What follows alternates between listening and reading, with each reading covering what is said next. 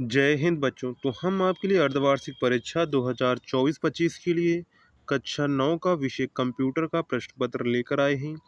ये प्रश्न पत्र आपके अर्धवार्षिक परीक्षा 2024-25 के लिए वेरी वेरी इंपॉर्टेंट है। तो इस प्रश्न पत्र को आप पूरा एंड तक देखिएगा। आपको इस चैनल पर सभी आपके हाफ ईयरली एग्जाम के क्वेश्चन पेपर मिल जाएंगे। साथ में अगर आप चैनल पर पहली बार आए हैं तो चैनल को सब्सक्राइब जरूर कर लीजिए, क्योंकि आपको कंप्यूटर वगैरह क्वेश्चन किसी के चैनल पर नहीं मिलेंगे। आपको हमारे चैनल पर कंप्यूटर का क्वेश्चन पेपर मिलेगा।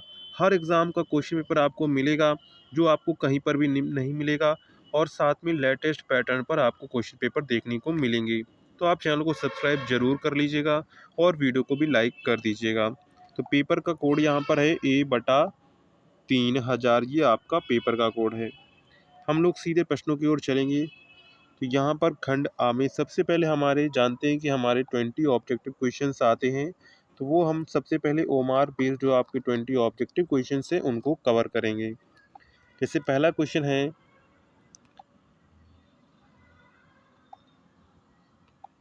अबेकस का निर्माण किस देश ने किया था। प्रश्न क्या पूछ रहा है? प्रश्न पूछ रहा है कि अबेकस का निर्माण किस देश ने किया था। तो अबेकस का निर्माण जो है चीन ने किया था। किसने किया था? चाइना ने किया था। तो यहाँ पर आंसर जो आपका करेक्ट हो जाएगा वो करेक्ट हो जाएगा बी वाला चीन। क्या हो जाएगा? चीन। ऑप्शन नंबर आपका बी वाला जो है करेक्ट हो जाएगा, चीन। ठीक है। नेक्स्ट देखते हैं, सबसे पहला इलेक्ट्रॉनिक डिजिटल कंप्यूटर था। तो सबसे पहला इलेक्ट्रॉनिक जो डिजिटल कंप्यूटर था वो था ENIAC। क्या था? ENIAC था। यहाँ पर ENIAC तो आपको कहीं पर दिया नहीं गया है, इसलिए यहाँ पर आंसर आपका जो करेक्ट हो जाएगा वो करेक्ट हो जाएगा इनमें से कोई नहीं। क्या हो जाएगा? इनमें से कोई नहीं। ऑप्शन नंबर आपका डी वाला जो है यहाँ पर करेक्ट हो जाएगा। ठीक है। नेक्स्ट है क्वेश्चन नंबर थर्ड। इसी में आपका लेज पास्कल की एडिंग मशीन को कहते हैं। तो लेज पास्कल की एडिंग मशीन को हम लोग कहते हैं पास्क लाइन। क्या कहते हैं? इसको कहते हैं हम लोग पास्क लाइन कहते हैं। यहाँ पर आंसर आपका क्या करेक्ट हो जाएगा? तो यहाँ पर आंसर आपका करेक्ट हो जाएगा ऑप्शन नंबर ए वाला जो है आपका करेक्ट हो जाएगा पास्क लाइन। क्या हो जाएगा? ऑप्शन नंबर ए पास्क लाइन।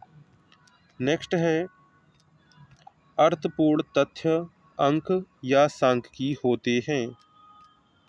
डाटा होते हैं, सूचना होते हैं, प्रोग्राम होते हैं, प्रक्रिया होती है। तो अर्थपूर्ण तत्व अंक या सांख्यिकी क्या होते हैं? ये डेटा होते हैं। क्या होते हैं? ये डेटा होते हैं। तो यहाँ पर ऑप्शन नंबर जो आपका करेक्ट हो जाएगा वो करेक्ट हो जाएगा ऑप्शन नंबर ए वाला डेटा। क्या हो जाएगा? डेटा। ऑप्शन नंबर ए। नेक्स्ट है, गणितीय व तार्किक क्रियाओं को करने में सक्षम है।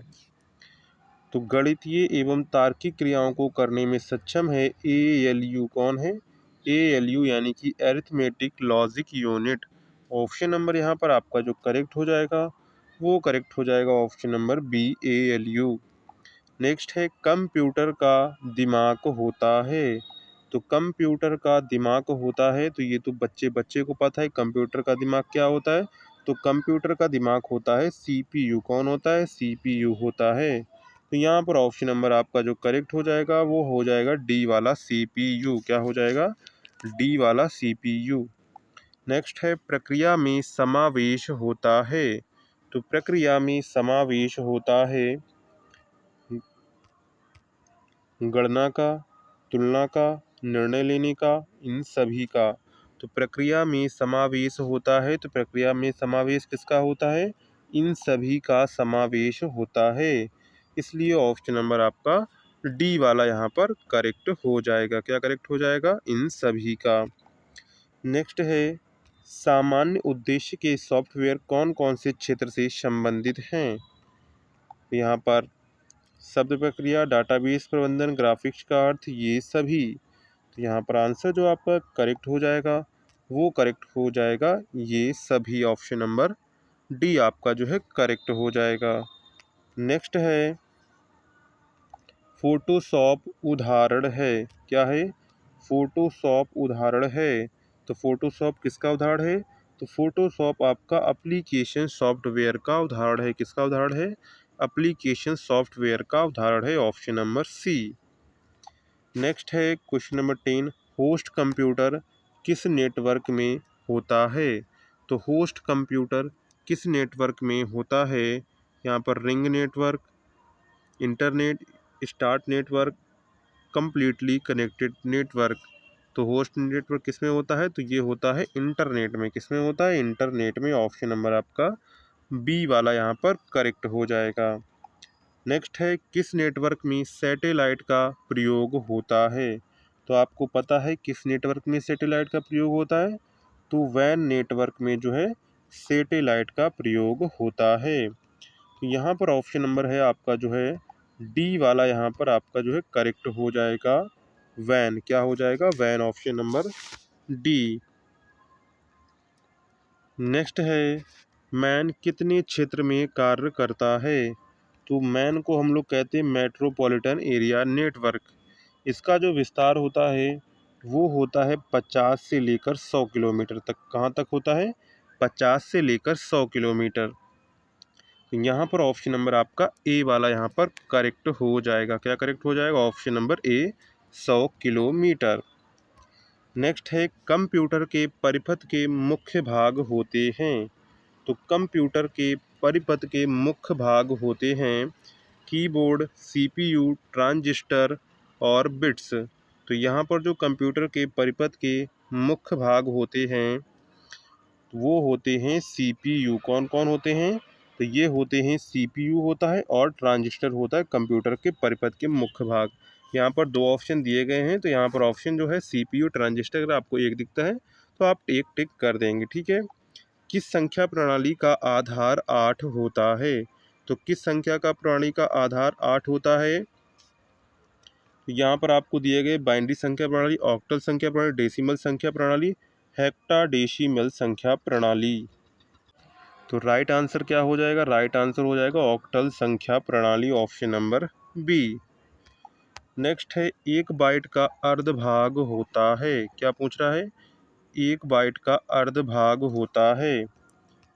तो जोन, निचल, बिट, न्यूमेरिक भाग। तो क्या होता है? न्यूमेरिक भाग। ऑप्शन नंबर यहाँ पर आपका जो करेक्ट हो जाएगा वो हो जाएगा एक बाइट का अर्धभाग होता है, उसे हम लोग कहते हैं न्यूमेरिक भाग, ऑप्शन नंबर डी। नेक्स्ट है कंप्यूटर में डाटा व्यक्त करने के लिए सहायक प्रणाली है। करने के लिए सहायक, डाटा व्यक्त करने के लिए सहायक होती है मेमोरी, संख्या प्रणाली, डिस्क और जो है परिपथ। तो यहाँ पर आंसर क्या हो जाएगा? संख्या प्रणाली। क्या हो जाएगा? संख्या प्रणाली, ऑप्शन नंबर बी। नेक्स्ट है इम्पैक्ट प्रिंटर उदाहरण है। तो इम्पैक्ट प्रिंटर उदाहरण है, तो इम्पैक्ट प्रिंटर किसका उदाहरण है? तो इम्पैक्ट प्रिंटर जो है आपका डॉट मैट्रिक्स प्रिंटर का उदाहरण है। तो यहाँ पर ऑप्शन आपका ए वाला यहाँ पर करेक्ट हो जाएगा। नेक्स्ट है भारतीय सुपर कंप्यूटर है। तो भारतीय सुपर कंप्यूटर कौन सा है? तो भारतीय सुपर कंप्यूटर है परम 10,000। कौन सा है? परम 10,000। तो यहाँ पर ऑप्शन आपका क्या करेक्ट हो जाएगा? तो यहाँ पर ऑप्शन आपका ए वाला यहाँ पर करेक्ट हो जाएगा, 10,000। नेक्स्ट है कंपाइलर संबंधित है। तो कंपाइलर संबंधित है, तो कंपाइलर किससे संबंधित है? तो कंपाइलर जो है आपका ट्रांसलेटर से संबंधित है। किससे संबंधित है? ट्रांसलेटर से। तो यहाँ पर ऑप्शन नंबर आपका बी वाला करेक्ट हो जाएगा, ट्रांसलेटर से। इसके बाद हमारा लास्ट क्वेश्चन है 20, लिंकर निम्न में से किसका उदाहरण है? तो लिंकर निम्न में से किसका उदाहरण है? तो ये सिस्टम सॉफ्टवेयर का उदाहरण है। किसका उदाहरण है? सिस्टम सॉफ्टवेयर का उदाहरण है। तो यहाँ पर ऑप्शन नंबर जो आपका करेक्ट हो जाएगा वो हो जाएगा सिस्टम सॉफ्टवेयर का, ऑप्शन नंबर बी आपका जो है करेक्ट हो जाएगा। ये तो हमारे 20 ऑब्जेक्टिव क्वेश्चंस हो गए। इसके बाद खंड बा आता है जिसमें आपको अति लघुत्तरीय प्रश्न दिया जाता है।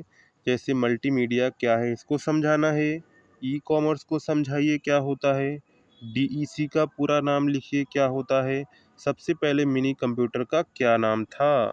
तो ये आपको 5 जो क्वेश्चन से अति लघुत्तरीय टाइप को देखने को मिलेंगे। इसके बाद है लघुत्तरीय प्रश्न। तो लघुत्तरीय प्रश्न भी इम्पॉर्टेंट हैं। जैसे दशमलव संख्या प्रणाली को समझाइए क्या होती है, डिजिटल कंप्यूटर क्या होते हैं? डाटा एवं सूचना को समझाइए कि डाटा एवं सूचना क्या है? रैम एवं रोम के बारे में लिखिए। एक व जीरो की भाषा क्या है? इसके बाद दीर्घ उत्तरीय प्रश्न आ जाते हैं। दीर्घ उत्तरीय प्रश्न जो हैं आपके निम्नलिखित प्रश्नों के उत्तर दीजिए। तो दीर्घ उत्तरीय तो आपको दीर्घ उत्तरीय ही तरह प्रश्नों के उत्तर लिखने हैं।